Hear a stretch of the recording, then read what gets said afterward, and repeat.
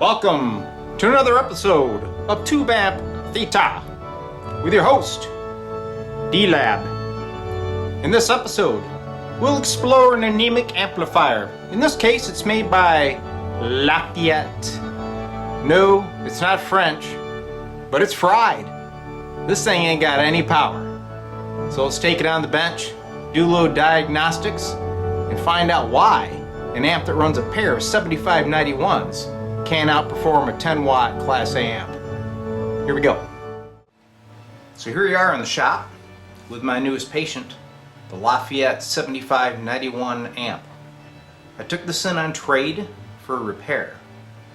And when I got it, it had a pair of Chinese 6L6s in it, and they were glowing cherry red. The bias in them was going crazy. So I went in there and I found many components on the boards that weren't right. A lot of them were tack soldered on, falling off. Of course, the output tubes are the wrong type, and the preamp tube was also wrong. So I corrected all of that and got the amp running, but it just didn't seem to have that punch you'd expect from a 40-watt amp. So here's a quick tour of the amp. You can see the 7591s. This is a bias circuit that I added with a test point. There's all your preamp tubes, output transformer, and inside it runs a pair of 12-inch Jensens. And down below here, it actually has a reverb tank. And all that's working. It's just, there's no power. So I've tortured myself on this amp over the months.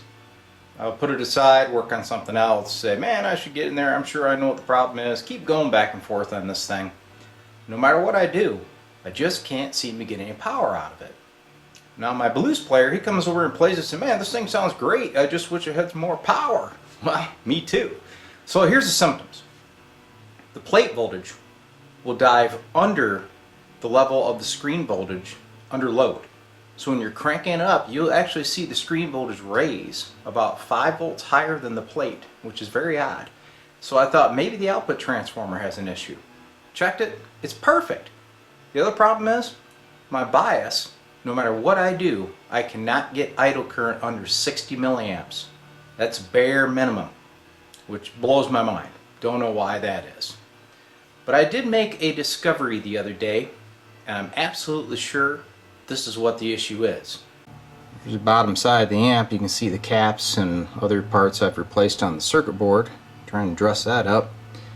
Down here are the new output sockets I put in. They're nice porcelain type.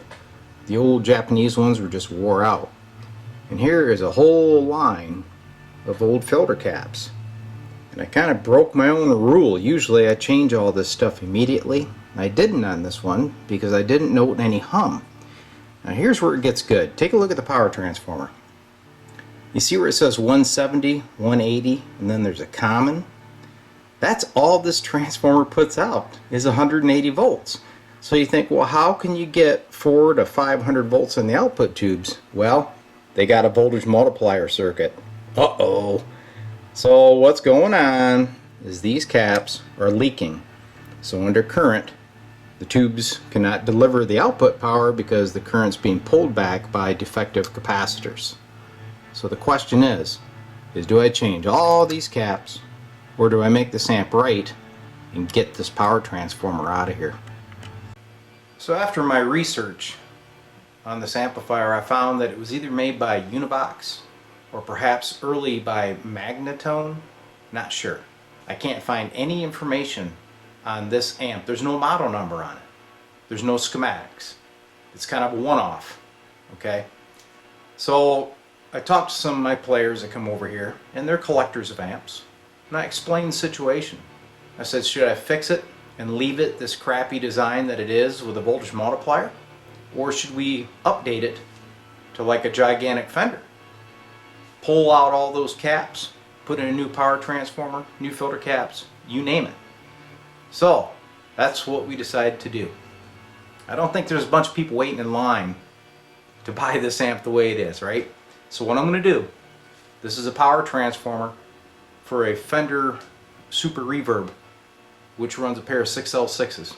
Creature feature amp. This transformer will go on that chassis. So I'm going to pull all that stuff out of there. We're going to mount this up, put it in a rectifier tube, Let's see how much power we get out of it then. Here's the transformer side by side. So you can see they're almost the identical size. Should drop right in there, and then we'll get those caps out from underneath. I am going to leave the 7591s installed. So here we are, point of no return. If any of you Lafayette collectors out there are having a heart attack right now, sorry. It's coming out, taking it all out.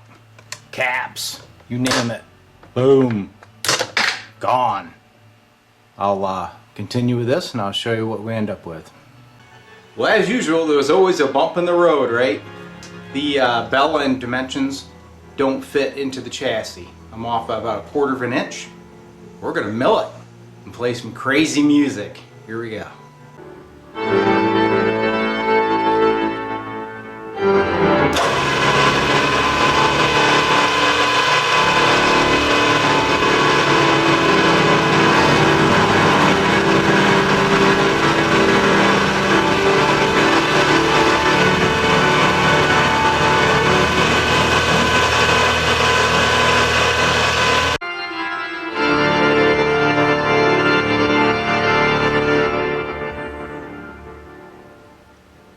So a little bit of manilly vanilli here. Now my opening is proper for the new transformer. Boom. Fits like a glove. Or in this case, like a piece of iron.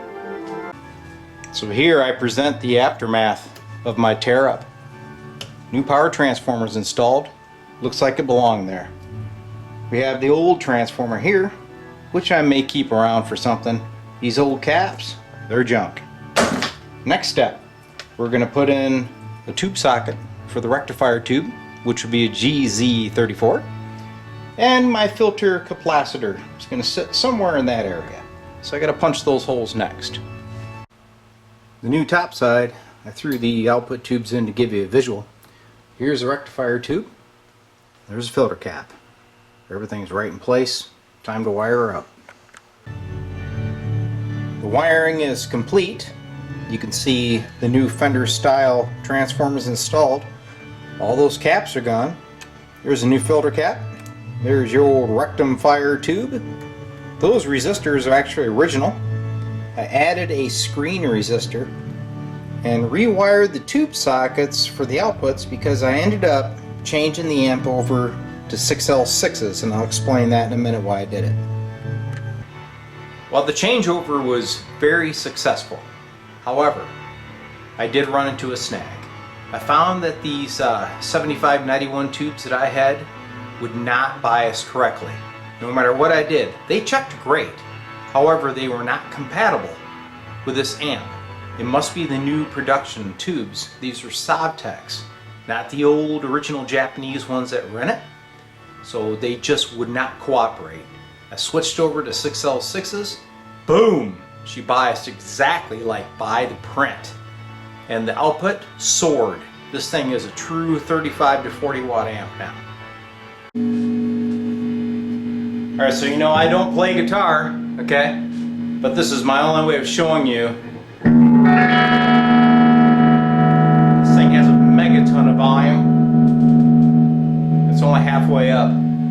Before, we have to crank it full blast. And I didn't even get 10 watts. This thing's really working great. Now, I will get my blues player over here and he'll demo it because he hated it first time he played it, but I think he'll love it now, okay? So you just gotta trust me on this. But here's my word of advice. You get one of these Univox amps or Lafayette, and those output tubes are bad, get rid of it. Because the only way you can fix it is to change it over like I did to a Fender. Other than that, they're not a very good amp. Hope you enjoyed the video.